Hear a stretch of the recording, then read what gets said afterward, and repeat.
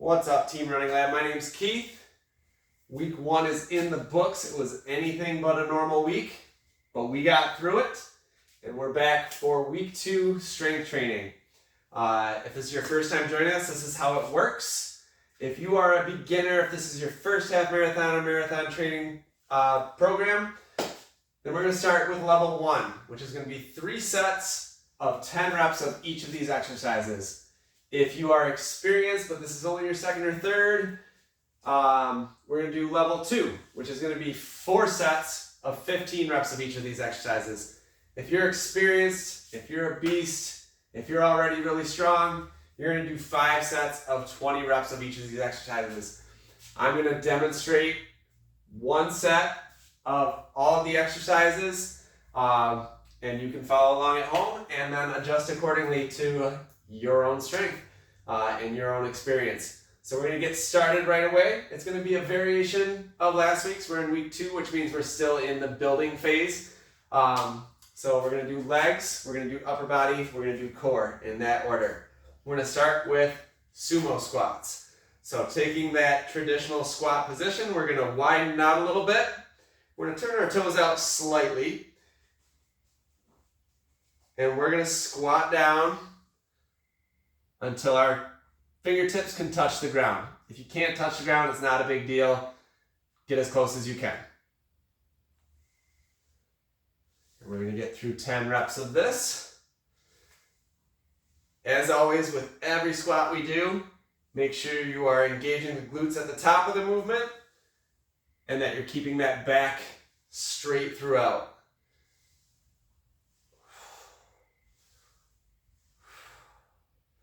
You'll feel this focus a little bit more on the inner thighs than a normal squat.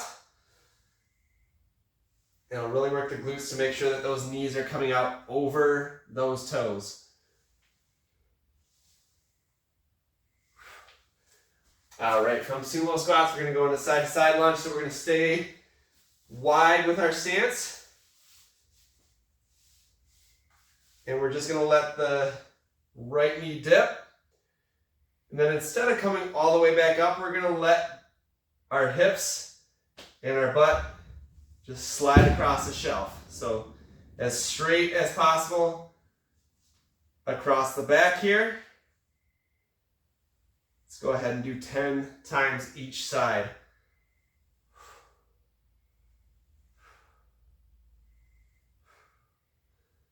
So a little preview of what we'll get into come week 5 when we get more into our more unilateral movements, our more single leg movements with those balancing exercises. Just working on loading up each leg kind of individually here. Trying to stay in that low stance the whole time.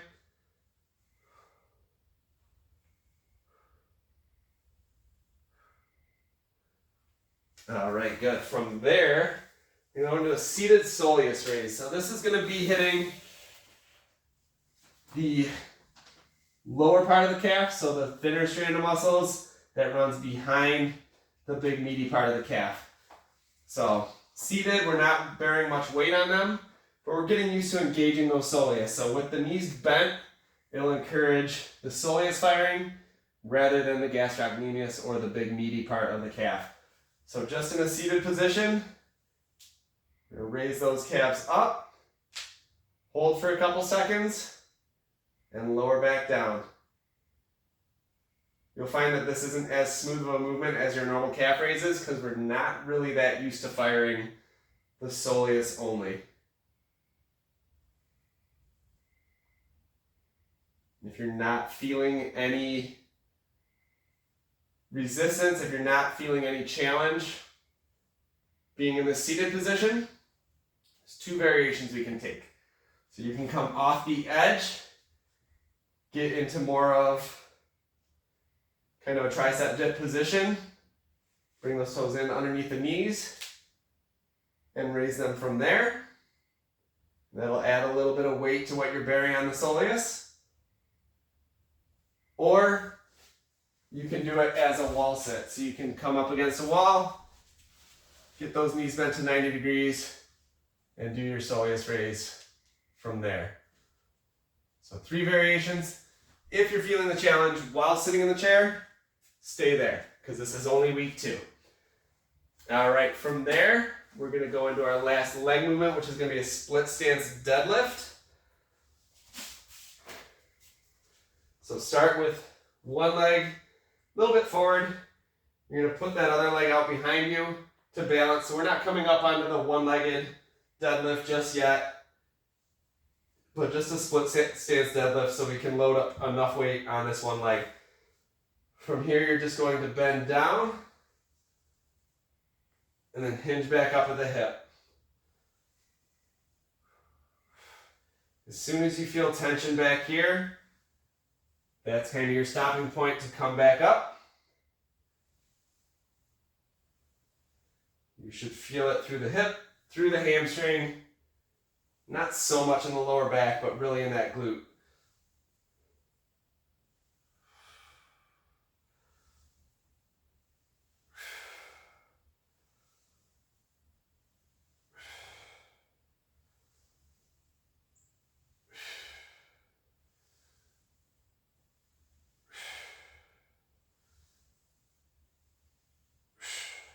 All right, great. Switch sides.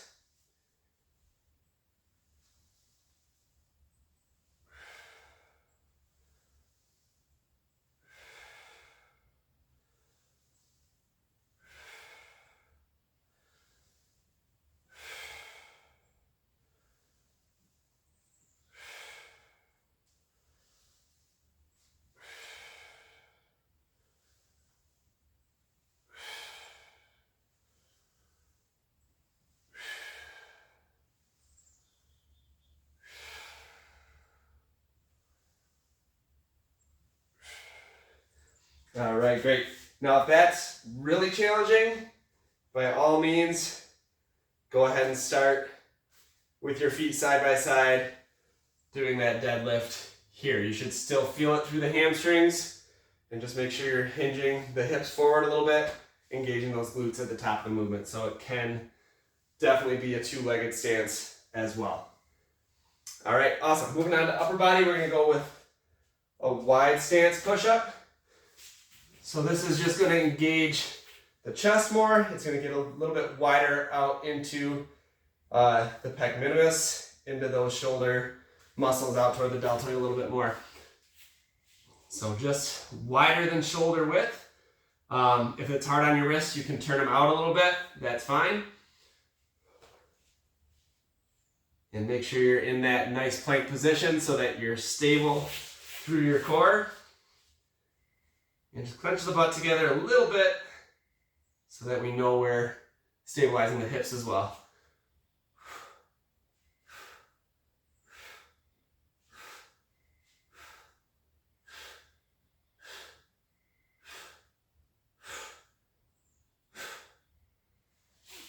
All right, excellent. Again, just like a regular push-up, if you need to modify, you can come onto those knees just to take a little bit of weight off. And if the wide grip or the wide stance is too much, bring it in, get those regular push-ups in. All right, awesome. From there, we're gonna do reverse angels or reverse snow angels. So we're actually gonna be staying on our stomach here. This is gonna be a shoulder exercise. You're gonna come up just a little bit, keep that chest off the ground. You're gonna bring the arms straight out in front of you, off the ground. And we're gonna come all the way back and just tap those hands on the hips or the thighs. So 10 of those.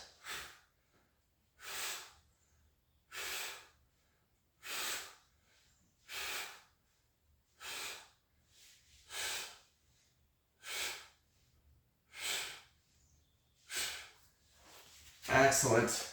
All right, and from there, we're going into upward and downward dog. So this is gonna be a movement. We're going to start in that push-up position.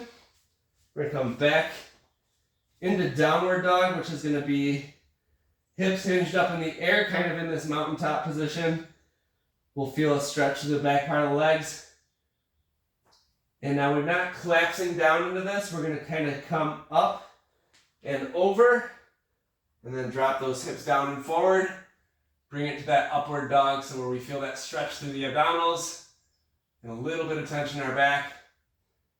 And as we come back up, we're coming up and back into that mountaintop position. So 10 of these.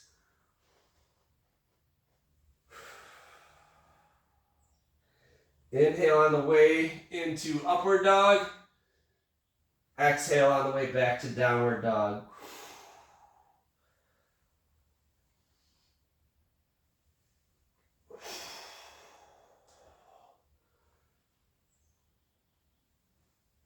So this is going to work the shoulders, it's going to work the lower back, it's going to work the abdominals a little bit. Even our glutes. And it's going to give us the added benefit of getting a lot of flexibility and stretching of a lot of different muscles as well.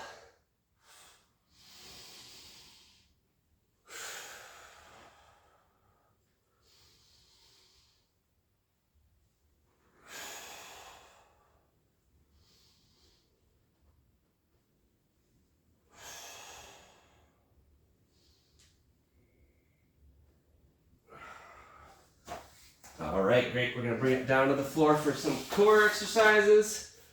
We are going to start with a high crunch. So pretty much just a standard crunch. We're bringing those shoulder blades, shoulder off the mat, leaving our lower back down. We're going to bring our arms up high. We're going to pretend like we're reaching for something here. So whatever your favorite food, dessert, something that you really crave sometimes, pretend it's just out of reach and you're going to be going up for it. So 10 of these.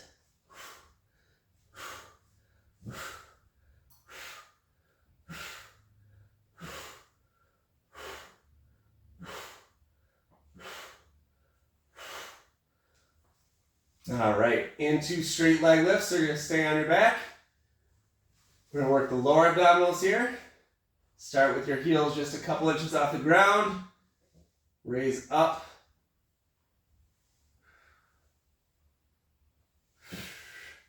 As high as you can. Make sure you're keeping that lower back as flat to the mat as you can. So really engage that core to make sure that your back isn't bending or coming up off the ground.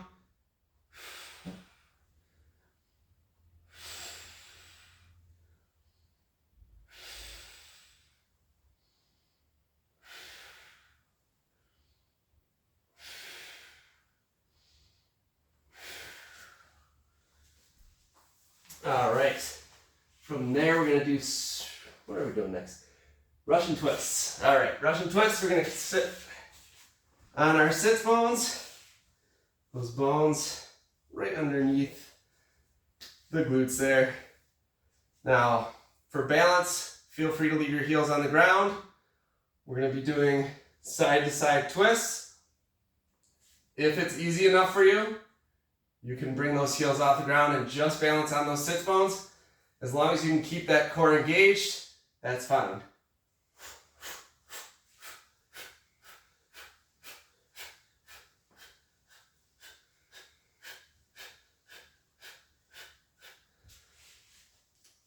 So if it's hard for you to balance or it's hard for you to move quickly through this, feel free to extend those legs out a little bit. There's another move called torture twist. Sounds worse, but it's actually easier than the Russian twist. Same position, legs out a little bit further. And we're going to just twist and hold. 5 seconds each side.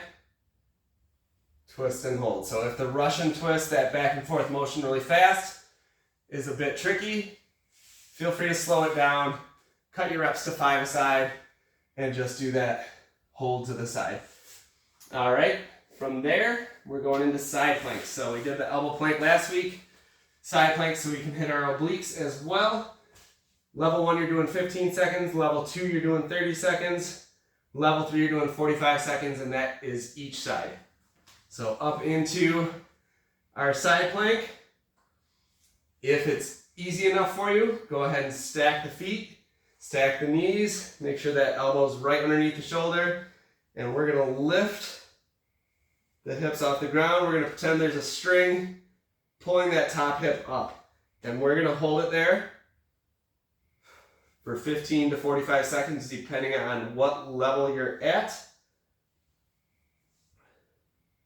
It can help to kind of straighten the body out, to put that arm up in the air and kind of engage the upper back as well. Now, if stacking the feet is really hard, if getting that lift through the oblique is hard while you're in this position, feel free to stabilize yourself with your foot in front or behind. Or if it's really hard, go ahead and come on down to those knees and lift from there. So lots of variations. Wherever you're at, meet your body there and make sure you're doing it with good form. And just switching sides. Again, stack the feet if you can. That's going to be your hardest, most effective way to do it. And then 15 seconds this side as well.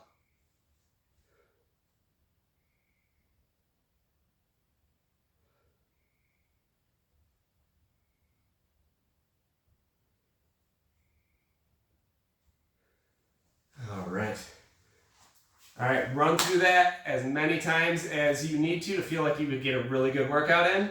Should be challenging, shouldn't make you too tired to be able to run on Tuesday. Tuesday's 4th of July, so we don't have a group run. We'll see a lot of you out there at Hungry Duck for the 5K, 10K half marathon there. Otherwise, enjoy your holiday. We'll see all the group run on Saturday at Running Lab or wherever we see you on the road.